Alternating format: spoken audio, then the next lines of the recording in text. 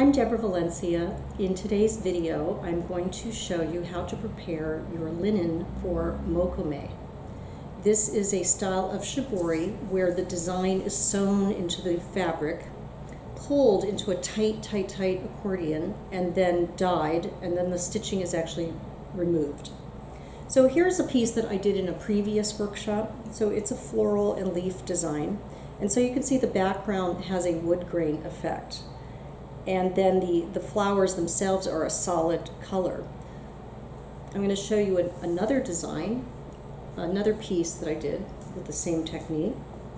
And this one, it's a longer piece. It's a full 6 feet long. And so it would make a nice table runner or scarf. And so what I've done is this long continuous vine design with borders at the two ends.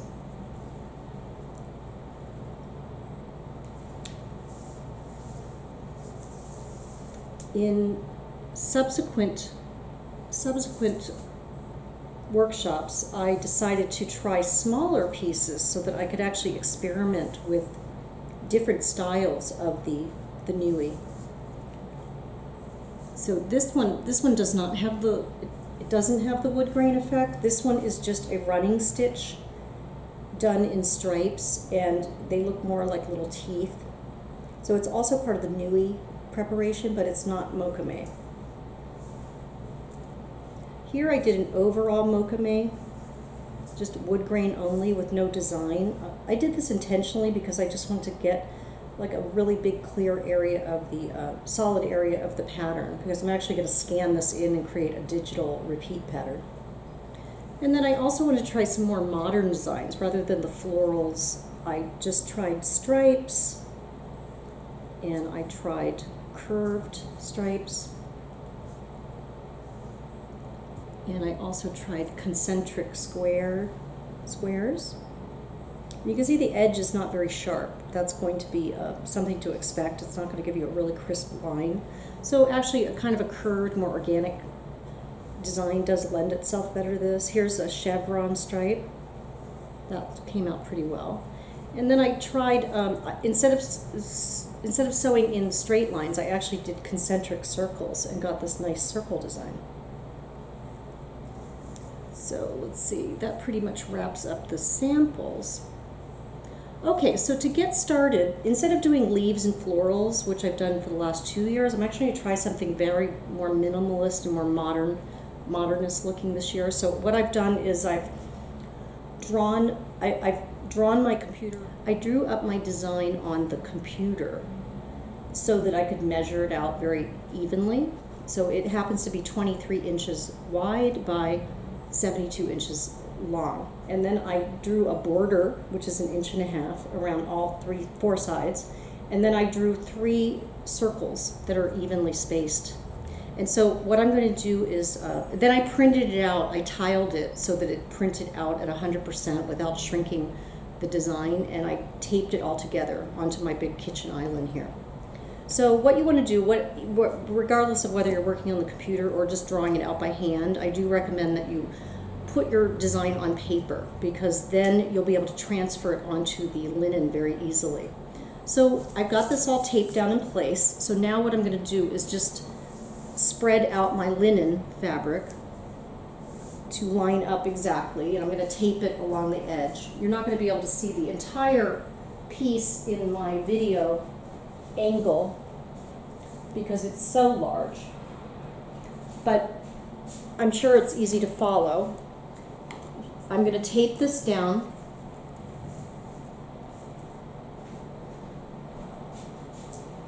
line it all up, and then I'm going to draw lines. So I'm going to proceed with doing that, and I'll just fast forward through this part of the lesson, and then I'll pick up again in a few minutes. So just bear with me.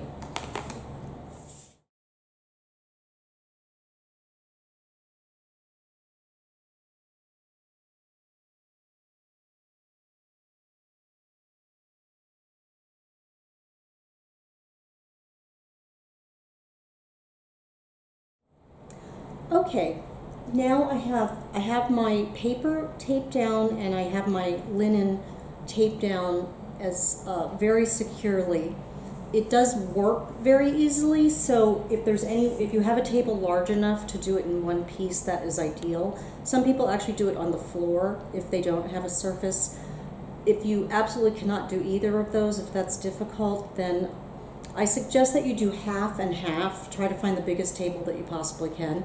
I mean, this part only takes about an hour or so, so even if you have to go to your local art school or something like that, it's just, if you have to move the fabric, it's very difficult to draw the lines parallel. So you'll see what I mean.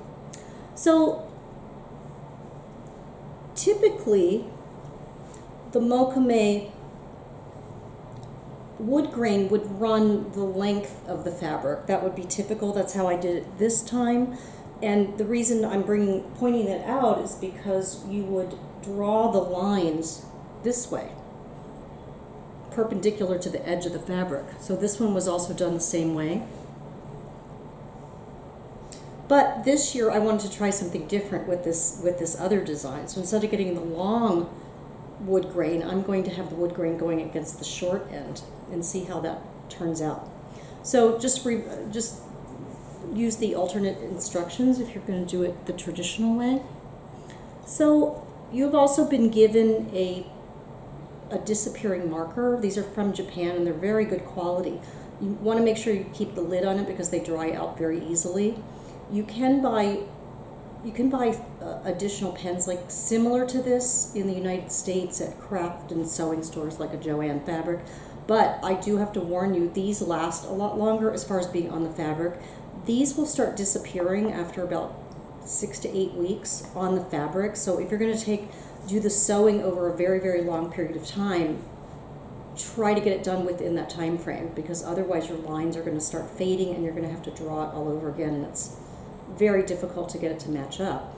The downside about the US purchased pens, they disappear very quickly. Only use those if you absolutely have to because you've run out of pen, but they may disappear in just a matter of a few days. So just pre-warning on that. Now, the thing is that you want to draw your lines approximately every 1/8 of an inch or up to 1/4 of an inch. Some people even go 1/2 an inch, but you're going to get a very larger scale wood grain, a much rougher looking wood grain. So if you can stand doing all the sewing, some people enjoy it. I actually love doing the hand sewing. Some people don't like it. You cannot do it with a machine. It's too tight because we're going to actually pull these strings. So I think I'm going to go with 1/4 of an inch on this one. So what I'm going to do is measure my design every 1/4 inch. I'm going to go ahead and make marks every, I would say about every, probably space them out about every 18 inches. I have a long straight edge so that I can connect all the lines. If you're working with less than a 36, such as an 18 inch, you're going to have to make more marks to connect it all together. So I'm going to go ahead and simply measure out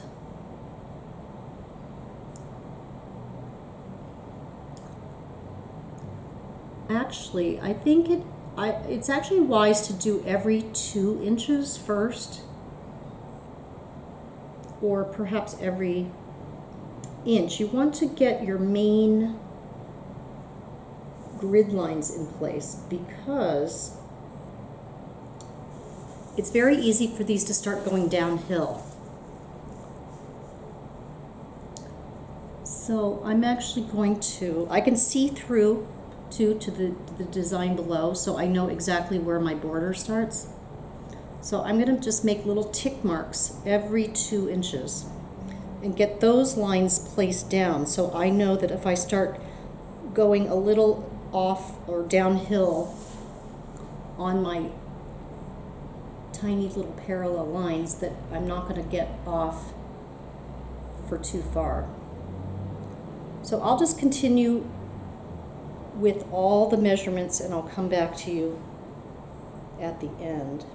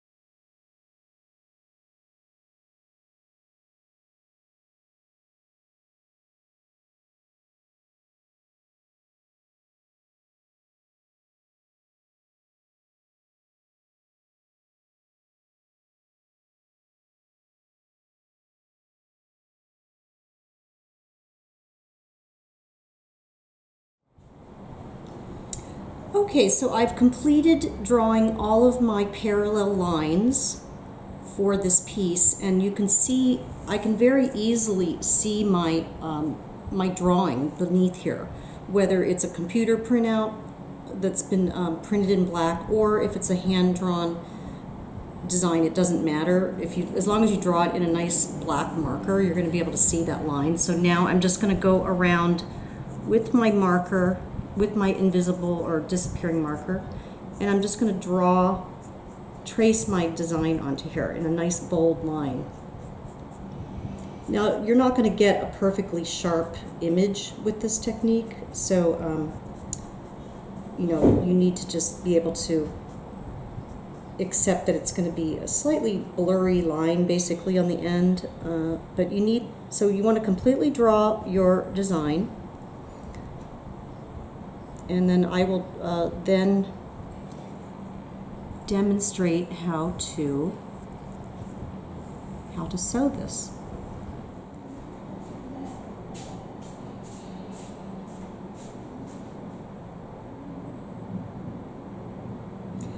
As you can see here, I've completed drawing all of my lines 1/4 of an inch apart, and I've traced my design onto the fabric. Now I'm trying something a little more advanced here. The design itself is very simple, but I'm drawing my lines the length of the fabric. I actually recommend that you do them this way on the fabric, and I'll show you examples of what that looks like. So here's one that I did 2 years ago. So what will happen is you draw the lines from selvage to selvage, the same increment, and the wood grain will then run the length of the fabric. Here's another example.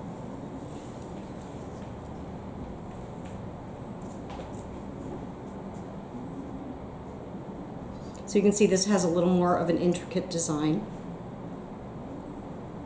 And in this piece, I've utilized the full length of the fabric, so it's a nice long scarf or table runner or wall hanging.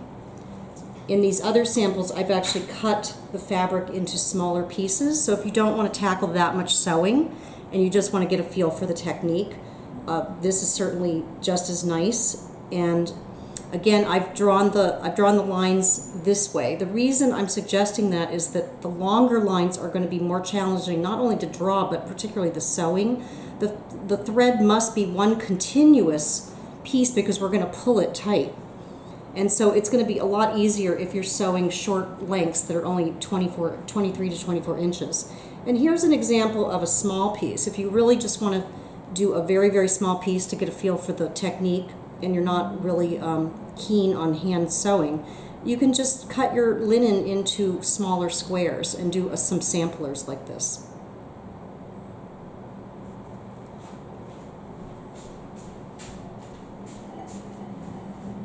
We're now ready to proceed with the sewing portion of the Mokume project. So you can see I have my fabric here. I'm going to start on this end, and I'm going to make a running stitch, and then I'm going to skip over my design. So if you have a smaller design, you're still doing the same thing. You're going to do a running stitch, skip over the design to the end of the design, and then continue with the running stitch. And we'll do that consistently for every single line. Starting with use your Japanese thread, white cotton thread. This is very strong because we'll be pulling it. And then you've been provided with needles. If you don't like these needles, actually what I prefer is an embroidery needle. Just go to any sewing store and buy an assorted pack of embroidery needles. I prefer these because they have a really big eye. I need reading glasses at this point so I can thread it much quicker, and that's going to save time. And it's also long, so I can get several stitches into one swoop. I'm simply going to thread my needle, and I'm going to measure, I'm going to cut the thread to the full length of my fabric. Now that's going to be very long in this case. Okay, before starting my first row, I've cut thread the full length of my fabric. I've cut 5 or 6 pieces, and I'm leaving an extra 6 or 8 inches of extra thread to work with because we'll need a tail on that. So I'm going to take one, And this does get tangled up easily, so you'll want to maybe not do all of them at one time. I would just do a few at a time. Oh, see, it's already a challenge. Okay, so I have one separated here I can start with. So I'm going to just take one thread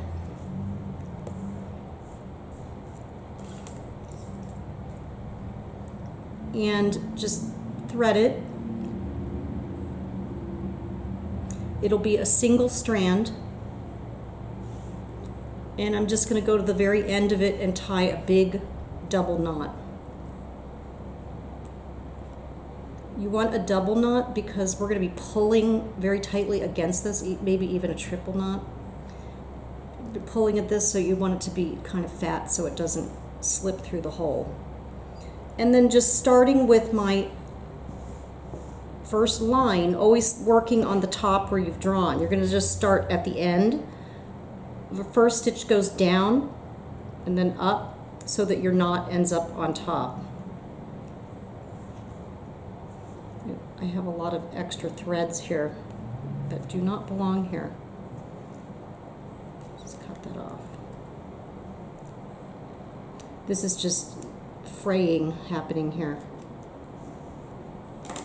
Okay, so I'm just going to simply do a running stitch here.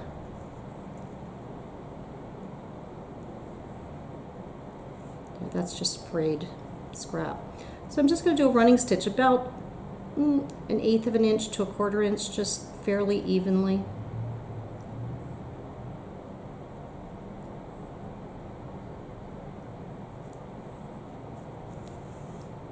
And pull it through. Now this thread, as I mentioned before, has to go the entire length, so there cannot be any stopping and knots and things like that. We're going to be pulling this very tight at the end when we have everything together. So I'm just going to continue doing this running stitch the entire length. I'm going to continue on these rows until when I get to the design, I'm going to skip over the design and have a long thread and continue. So it's going to take me several days to finish a piece of this to show you.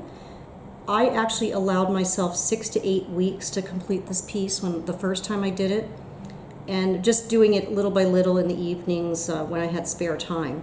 So it's not something you can do in a hurry, so I do suggest that you leave plenty of time.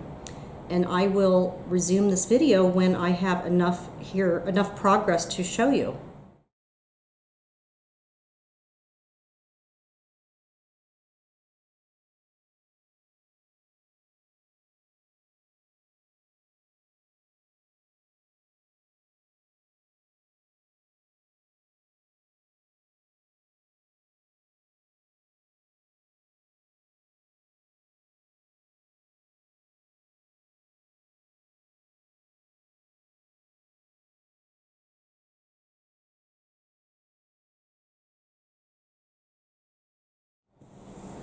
Okay, so I'm now at the end of my first row of sewing. So I've done one continuous running stitch, and I'm just going to let the thread go and just leave yourself, you can just leave this length, but if you have too much that's going to start getting tangled, I would say leave 4 to 6 inches. Just cut it off like that. You don't have to put a knot.